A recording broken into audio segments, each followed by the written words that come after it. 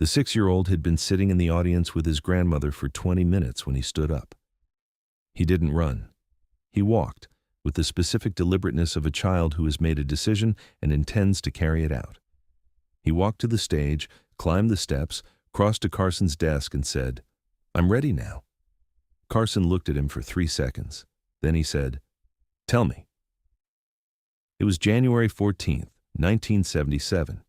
The Tonight Show taping had been running for 20 minutes and was in the middle of the monologue when the boy stood up from his seat in the 7th row and began walking toward the stage.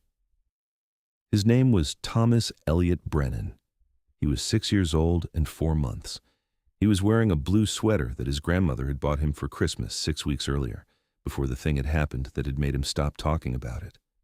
His grandmother's name was Frances Brennan. She was 63 years old, a retired school teacher from Glendale who had been bringing Thomas to the Tonight Show once a year since he was 4, not because she was a devoted fan, though she watched the show regularly, but because Thomas had laughed at Carson in a way she had never seen him laugh at anyone else. A specific laugh, full and unguarded, and coming from somewhere deeper than the surface response that children produced when adults performed comedy at them. She had noticed it the first time, at 4, and had decided that a child who laughed that way at something deserved to be in the room with it. She had brought him in January 1977 because 3 months earlier, in October, Thomas's father had died.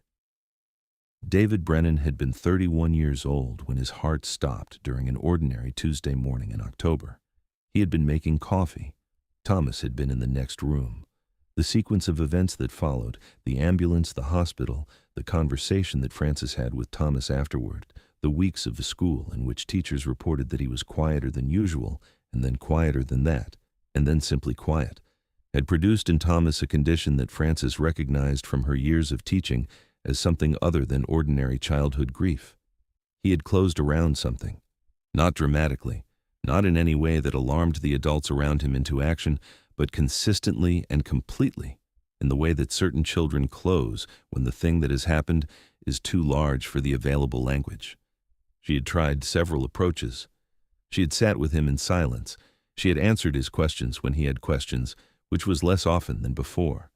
She had talked to his teacher and to the school counselor and to her own daughter, Thomas's mother, who was managing her own version of the same thing and had less capacity than usual for the careful attention that Thomas required. She had tried everything that her 30 years of teaching had taught her about children who had gone quiet in the specific way that Thomas had gone quiet. What she had learned in 30 years of teaching was that the children who closed most completely were not the ones without language. They were the ones who had language and had decided, for reasons that made complete sense to them, even when those reasons couldn't be articulated, that the available language was not adequate to the thing that needed saying. They were waiting for something. Not the right words exactly, more like the right conditions, the right room, the right listener, the right moment when the gap between what was inside and what could come out became small enough to cross. She'd been watching for that gap in Thomas for 3 months. She had not found it. In January, she had bought 2 tickets to the Tonight Show and told Thomas they were going to see a man he liked. Thomas had nodded. He had nodded more than he talked in those months. But when she told him they were going to see Carson, something had happened in his face, a brief movement, there and gone, the kind that children make when something has reached through whatever they have built around themselves and found a small point of access. She had noticed it. She had said nothing. She had driven them to Burbank on a Friday evening and sat in the 7th row and watched her grandson watch the show. For 20 minutes, he had been still. Not the closed stillness of the preceding 3 months, a different kind, the stillness of someone who is watching something with their full attention. He had not laughed, but he had been present in a way that Frances had not seen him present in a long time, and she understood the difference. Then he stood up. Frances reached for his arm and stopped herself. She understood in the split second before her hand closed around his sleeve that stopping him was wrong, that whatever he was doing was the thing she'd been trying to find an approach to for 3 months, and that her job in this moment was to let it happen and be available if it went wrong. She watched him walk to the stage. He climbed the 3 steps with the careful attention that 6-year-olds bring to unfamiliar physical challenges. He crossed the stage to Carson's desk, in the unhurried way of a child who is going somewhere specific and is not concerned about the other people in the room. Carson was mid-sentence in the monologue when Thomas arrived at the desk and looked up at him. Carson stopped. He stopped in the way he had stopped for Raymond Kowalczyk in the third row, and for Daniel Marsh in the fourth, and for every other moment in 21 years of nightly television, when something real had arrived in the room without an appointment.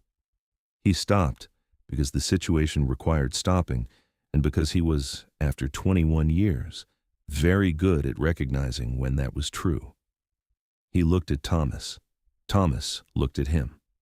The studio was completely quiet, the specific quiet that 400 people produce when they have decided, collectively and without discussion, that what is happening in front of them is not the show, and that the appropriate response to not the show is absolute stillness. Thomas said, "I'm ready now." Carson looked at him for 3 seconds. The 3 seconds were not empty. They were full of the specific assessment that Carson made in the first moments of every unexpected situation, the rapid reading of what was in front of him and what it required.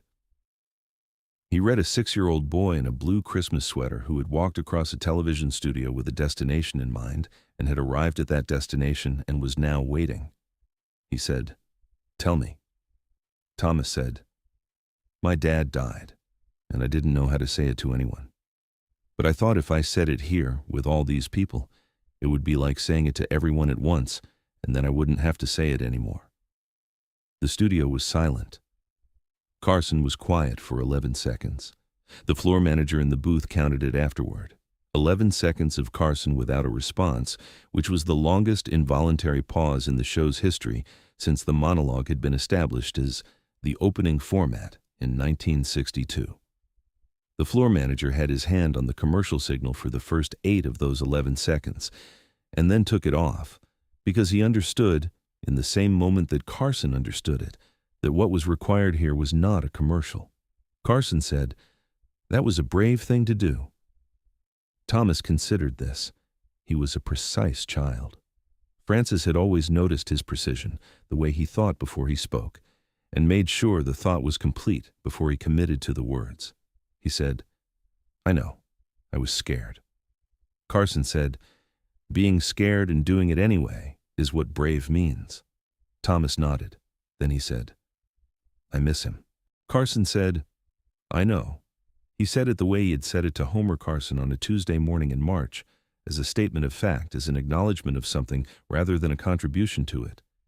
2 words that contained, in their specific delivery, the full weight of understanding without the performance of it. Thomas looked at the audience. He had not looked at them until now. He had been looking at Carson, which was the thing he had come for. But now he looked out at 400 people sitting in complete silence, and he seemed to be taking them in, understanding that they were there, understanding what it meant that they were witnesses to what he had just said. He said, "Is that okay?" Carson said, "Which part?" Thomas said, "Saying it here, in front of everyone." Carson said, "More than okay." He came around from behind the desk, not quickly, not with the urgency of someone managing a situation, but with the unhurried movement of someone who has decided where they are going and is going there. He crouched down in front of Thomas, below eye level, in the posture he had used in the 4th row for Daniel Marsh, the posture that removed the pressure of the downward gaze and made him smaller rather than larger. He said, "How long have you been carrying it?" Thomas said, "Since October." Carson said, "That's a long time for a person to carry something by themselves." Thomas said, "I know. That's why I came here." Carson stood. He took Thomas's hand, not in the way that adults take children's hands when they are managing them, but in the way that 2 people hold hands when one of them needs the contact and the other understands it. He walked him back across the stage to the steps. Thomas descended the steps with the same careful attention he had used going up. Carson watched from the top. Francis was in the aisle at the bottom of the steps. She had moved there while Thomas was on the stage, quietly, not drawing attention, positioning herself at the place where he would arrive when he came back down. Thomas reached the bottom step and looked up at her. He said, "I said it." Francis said, "I heard." She put her arm around him and he leaned into her side with the specific weight of a child who has done something significant and is ready to be finished with it.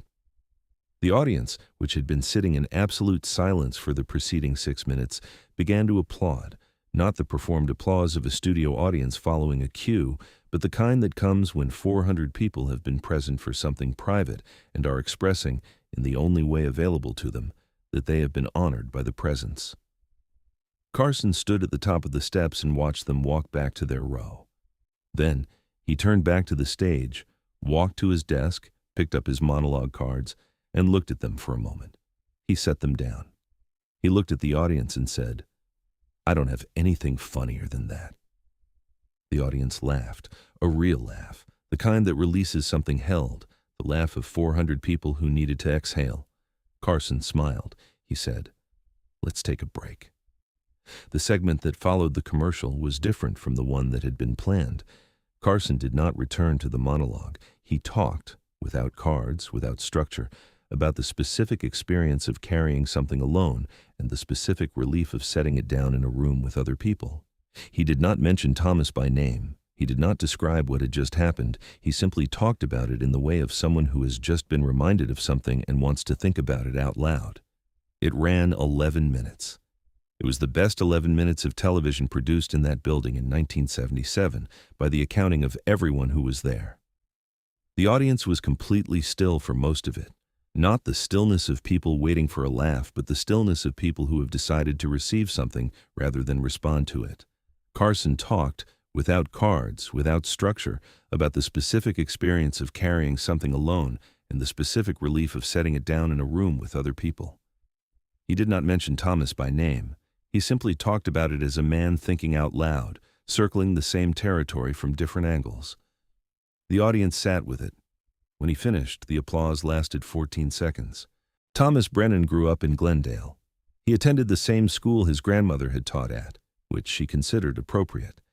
He was, by the accounts of the teachers who had him after January 1977, a different child from the one who had gone quiet in October. Not dramatically different, not loudly recovered, but present in a way he had not been in the preceding 3 months. The closed quality had opened. Whatever had been waiting for the right conditions had found them on a Friday night in January, in a television studio in Burbank, in the presence of 400 people, and a man who had said, "Tell me," and then waited. He became, by his 30s, a pediatric social worker, a man who worked with children who had experienced loss and who needed someone to help them find the language for it. He worked at a hospital in Los Angeles, in the unit that served children who had been through sudden bereavements, parents, siblings, the abrupt removals that illness and accident produce without warning or preparation. His colleagues said he was extraordinarily good at sitting with children in silence, at not requiring them to speak before they were ready, at waiting, not with the visible patience of someone who was enduring the silence, but with the genuine ease of someone who understood that the silence was not empty and that what it contained was moving toward the surface in its own time. He told his supervisor once that he had learned the skill at 6 years old from a man on a television stage who had asked him 2 words and then waited. His supervisor asked what the 2 words were. Thomas said, "Tell me." Frances Brennan lived to 89. She never missed The Tonight Show until Carson retired. She watched it the way she had watched it since she first noticed what her grandson's laugh sounded like at 4 years old, as something that contained the real thing underneath the performance, available to anyone who was paying close enough attention to find it. If this story reminded you that saying the thing in a room full of people is sometimes the only way to finally let it go, share it with someone who is carrying something alone today. Subscribe for more untold stories about the legends behind the television, and leave a comment about something you said out loud that you had been keeping to yourself too long. Frances Brennan lived to 89. She never missed The Tonight Show until Carson retired in 1992. She watched it the way she had watched it since she first noticed what her grandson's laugh sounded like at 4 years old, as something that contained the real thing underneath the performance, available to anyone paying close enough attention to find it. She watched it with the additional knowledge of someone who had seen a 6-year-old walk across a television stage and say the thing he had been carrying for 3 months, and had watched 400 strangers absorb some of the weight of it, and had understood in the way that 30 years of teaching and 63 years of living had prepared her to understand that this was what rooms were for. Not the television studio specifically, any room, any collection of people willing to sit still and receive what someone needed to give. The studio had simply happened to be the right one, on the right night, for a 6-year-old boy in a blue Christmas sweater who knew what he needed and had the specific courage to go and get it. "I'm ready now." 4 words, said at a desk in Burbank, in front of 400 people and 14 million at home, said by a child who had decided that the conditions were finally right and had walked toward them without being asked to. That was the whole of it. That was enough.